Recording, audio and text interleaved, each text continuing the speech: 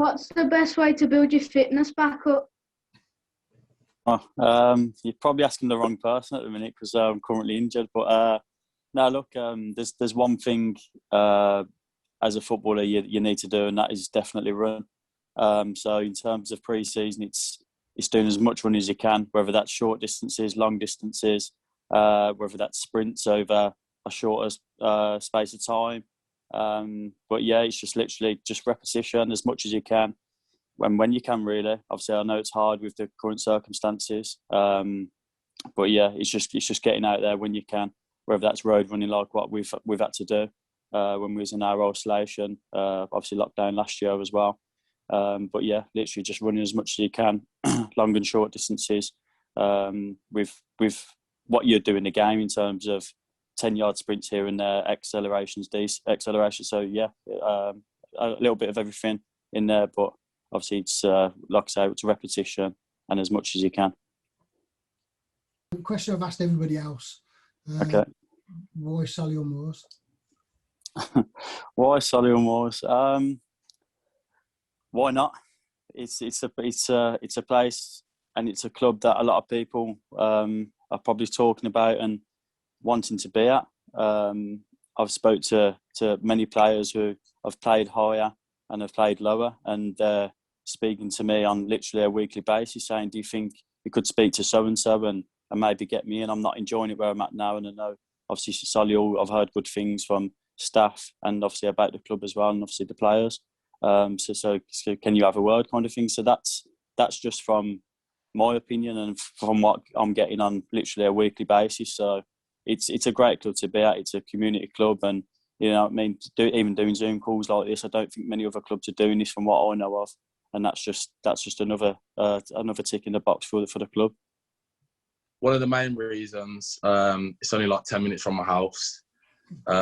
Knew a few players previously that was there, so it was big turning point of why I should go to the club. Really, I knew the gaffer that was there at the time when I signed, and the ambitions that the club had. I knew that the club was going forward, and at the age that I was, it was just perfect for me to go there. What are the key qualities you think you need to be a top player? Go on, Ty. Literally, I'd probably say for myself, just try and give 100% effort, like on and off the pitch. So whether that's on the pitch, you just obviously just playing your heart out, and then off the pitch, just trying to do things right, like recover, go to the gym in your spare time, eat the right foods, just do the right things, really. So yeah, that's about it.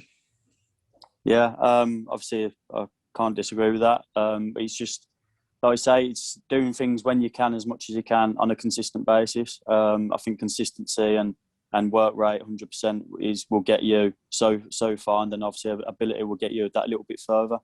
And I think you'll have many setbacks in your career, whether that's at 10, 12, 15, 16, even now at 22, 25, you know what I mean? You still get them now, and it's how you react to them. I know a lot of people who probably could have played higher and probably could have made it in League One Championship, but at 16 had a big setback, and they never recovered from it. And now you know what I mean, they're just doing a normal job now, whether it's a builder, a plumber, I don't know.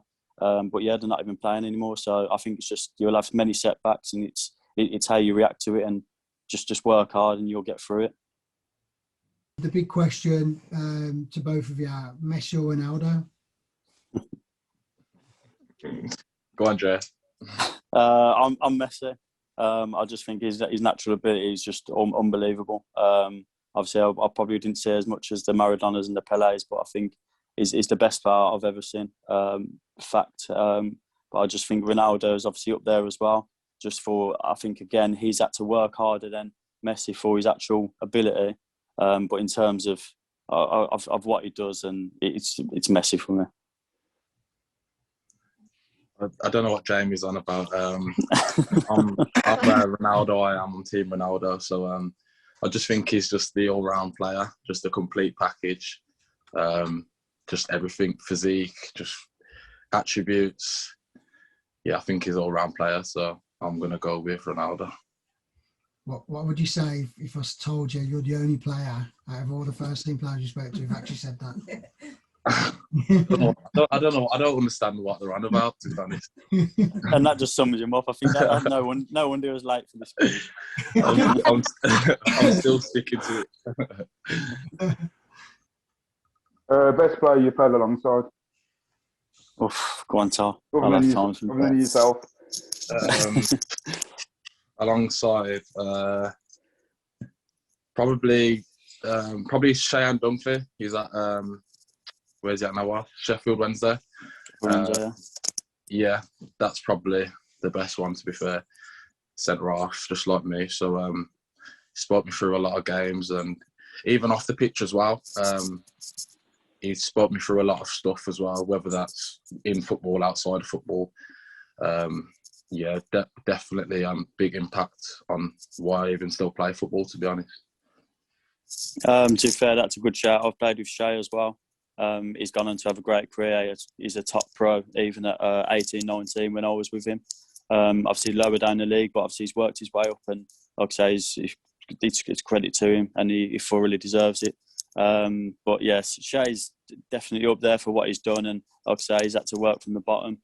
I think, yeah, in an 11-a-side game, in a full proper team, I think Shay's the man. But obviously, me and I'm sure Ty has as well. We've played with many pros, say 5-a-side, power leagues, stuff like that. So in terms of that, I'll have to stick with the Villa boys and say Jack Grealish. Can you describe your best goal you've ever scored? Ty's going to struggle here. Ain't gone. I was going to say, I ain't scored many. Yeah. I can't remember who it was against, but it was one of the important points to keep us up. So I think it was Maidenhead, maybe, at home. So I'll have to say that, to be honest. Yeah, little back stick, just a little tap in, run off, arm up in the air. I think I've probably got two. There's one, I think, when I first come back to Solihull, it was in the rearranged game against Tranmere in the trophy. I think it was my first goal back at the club, and yeah, I picked it up from about 45 yards, and to be fair, I probably never hit a ball sweet, and it flew in the top corner. It was a shame the highlights didn't do it justice, I don't think. And maybe my other one, two really, from the halfway line. I've scored 3, but 2 of them was right up there, to be fair, and yeah, so it's either one of them 3 really. Yeah, it put me to shame a bit, that, yeah. Sorry, bro. If you could sign someone for the Moors who you think would make a real difference, who would it be and why? If we go in unrealistic, I'll have to say Ronaldo. Realistically, I'd love to have my mate Jake Bees back. He just works his socks off, don't he? And he's a good mate of mine, so yeah. Okay. I suppose I'll have to go Messi then. Yeah, unrealistically, obviously Messi. Obviously, I think it'll get us creating anything, which we're obviously struggling at the minute. Creating and scoring goals. So obviously, he'll do both. But I think realistically, put me on the spot a little bit here. Kopi, he might not have a job if I get him in. But, I'm really not sure. Just somebody who's going to score us goals or create goals, because obviously at the minute we are struggling in that area. What's the best stadium you've ever played in? That's to both, yeah. Go on, Jay. You've played in a few more. Go on, you've. I've actually played at the Emirates. It wasn't in the 11-a-side game. It was actually in a 5-a-side tournament. But yeah, it has to be Emirates. I think it's the second year it opened. So yeah, I'd say Emirates. But in terms of playing a game, we played Villa at the start of last season in a friendly when they was testing out VAR. So obviously I'm a Villa fan, so I've got to say that. Ty? Yeah, I would say the Villa ground, but I can't say that. So I'd probably Blackpool in the FA Cup. That was probably the best, yeah. But how about atmosphere, Ty? Atmosphere-wise, probably Notts County away. Good. Atmosphere-wise. mine's probably Fratton Park. We played Portsmouth when I was at Grimsby on a Tuesday night. It was packed out, 18,000 there. It was a joke. I couldn't hear my mate speaking to me. He was 20 yards away from me. The game had finished. It was just about 10:30. We've all showered, got changed and everything, and there's still probably about 500 fans in the stands banging the drums. I couldn't catch my breath. It was a joke. So yeah, best atmosphere is Fratton Park. I've got a question for you, Jamey. I wanted to ask somebody else, so obviously you played for Grimsby as well. So yeah. What's the step up in terms of like the demands and stuff from like obviously Moors or non-league football into professional? It's difficult really, because the way obviously we are at the minute as a club, it's no different, or it's actually better in terms of professionalism and the setup and where the club wants to go compared to where we've been at. So it's a hard one, but obviously me coming from obviously lower league, it's a big step up because of part-time to full-time is massive, and obviously you pick up a lot more injuries because you are playing every day, but also you are getting a lot fitter. And again, it comes back to Ty with recovery and eating the right things, recovering the right way, and doing as much as you can to prevent these injuries.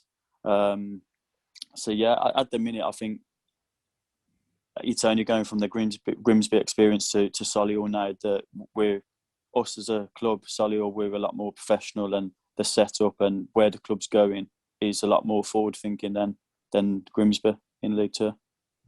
Obviously, a lot of people just still see us as non-league, but I think, well, hopefully, I'm sure Cope might be able to speak on this. It might be called League 3 soon, in the next 3 or 4 years.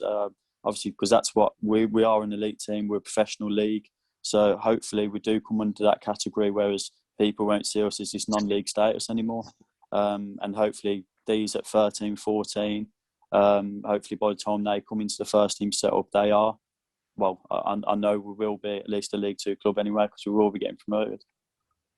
So why do you see yourselves as football managers in the future? Go on, Tom. I personally don't know. Maybe a coach, but not a manager now.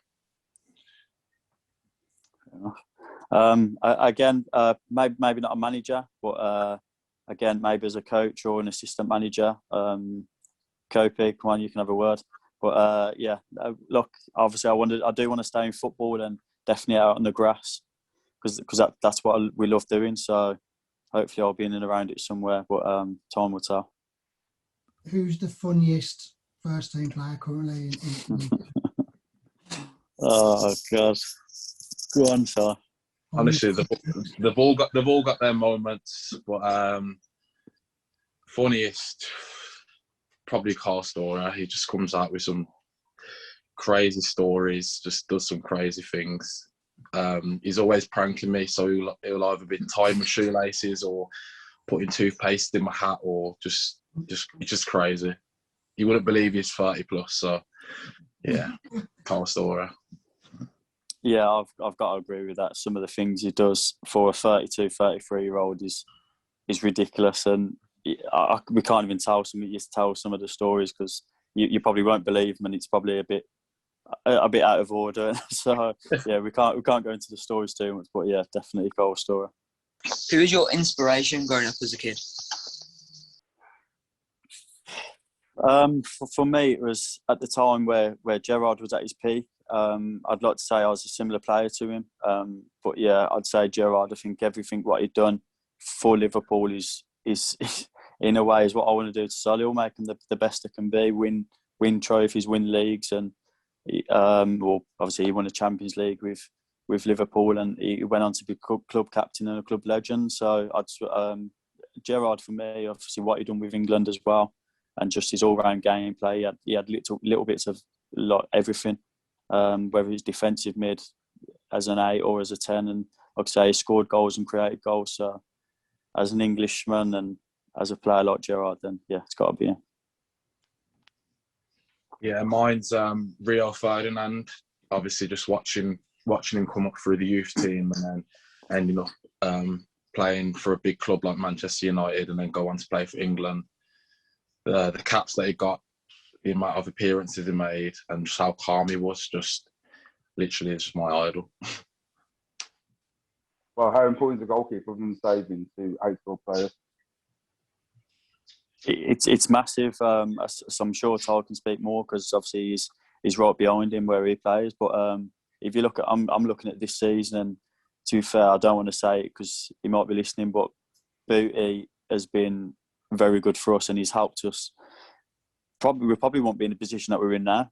We probably would be 3 or 4 at least points lower in the table because he saved us and he's made some really important saves throughout the season. And that's not just this season; that was last couple of years he's been here. So yeah, a goalkeeper is just as important as a goal scorer because they, at the end of the day, they still win us games. Yeah, very, very crucial. They are. Unfortunately, they get overlooked because obviously your creative players get more of the ball and whatnot. But yeah, Booty's done very well for us this season, and you can't give him enough praise, to be honest. What's the best team talk you've ever received? Before a game, they pretty much say the similar things, which is obviously work hard and our quality we're kind of showing through. But it's the ones at half times and after games, which obviously they do depend on the result at the time. But yeah, I've gone into half-time team talks and the manager never said a word. He literally volleyed a bottle and walked out, and we was like, we kind of had our team talk on our own. So yeah, I think sometimes they don't have to say anything. You know as players if the team or you as an individual's had a bad game. So I think sometimes you can walk into a dressing room, it doesn't matter what the manager says or what you say, you know you've done wrong, or you need to put these wrongs right. And so yeah, I think sometimes you just go out the second half or the first half and you know what you have to do as a professional, and at the end of the day, it's your job. Tim Flowers had some mad sayings, didn't he, Jay? Yeah. You've got to have lungs like space hoppers and whatnot. So he used to come out with some one-liners. So they used to make us laugh, but get us going as well. But yeah, most gaffers pretty much they say the same thing. It's just to get you going, really. So yeah, can't really pinpoint an exact manager. Have you got any pre-match rituals, or have you seen any crazy pre-match rituals that some of the players have actually got in the dressing rooms?